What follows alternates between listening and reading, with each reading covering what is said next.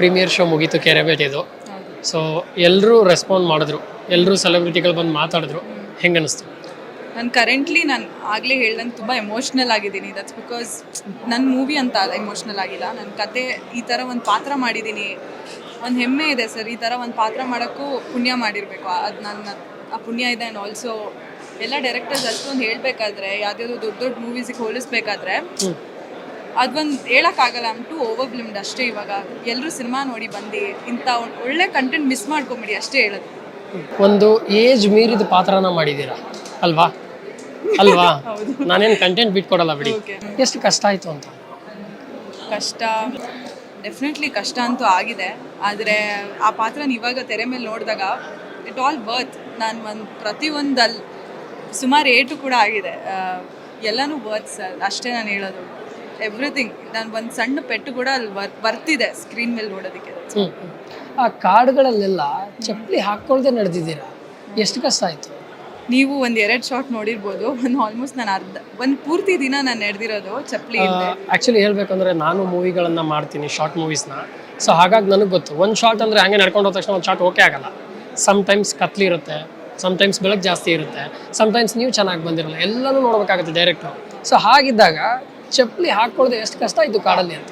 ಸಿಕ್ಕಾಪಟ್ಟೆ ಸರ್. ಅದು ಇವಾಗ ಎಲ್ರಿಗೂ ಗೊತ್ತಿರೋದೆ. ಅದು ನಾನೇನೋ ಅದು ಸ್ಪೆಷಲಾಗಿ ಕಷ್ಟ ಅಂತ ಅಲ್ಲ, ಎಲ್ರಿಗೂ ಕಷ್ಟ. ಬಟ್ ಇಂಥ ಸಿನಿಮಾಗೆ ಮಾಡೋಣ, ಏನು ನನಗೆ ತೊಂದರೆ ಇಲ್ಲ. ಅದನ್ನ ಏನೋ ನೆನೆಸ್ಕೊಂಡು ಕಷ್ಟ ಅಂತ ಏನೂ ನೆನೆಸ್ಕೊಳ್ಳಲ್ಲ. ಡೆಫಿನೆಟ್ಲಿ ಇಂಥ ಸಿನಿಮಾಗೆ ಆ ಥರ ಇನ್ನೂ ಹೆಚ್ಚು ಕಷ್ಟನೂ ಪಟ್ಟರು ವರ್ತ್ಸ್.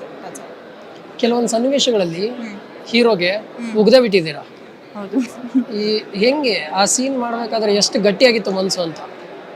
ಹೆಂಗೆ ಪ್ರಿಪೇರ್ ಆಗಿದ್ದು? ನಾನು ಇನ್ಫ್ಯಾಕ್ಟ್ ಆ ಥರ ಮಾಡಬೇಕಾದ್ರೆ ನಾರ್ಮಲಾಗಿ ಇವಾಗ ಯಾರಿಗೆ ಉಗಿಬೇಕಂದ್ರೂ ನಾವು ಹಿಂದೆ ಮುಂದೆ ನೋಡ್ತೀವಿ ನಮ್ಮ ಎಂಜಿಲ್ ಅವ್ರಿಗೆ ಬೀಳುತ್ತೆ. ಬಟ್ ಹಂಗಲ್ಲ ಹೀರೋ ಸರ್, ನನಗೆ ಎಂಜಿಲ್ ಬೀಳಬೇಕು.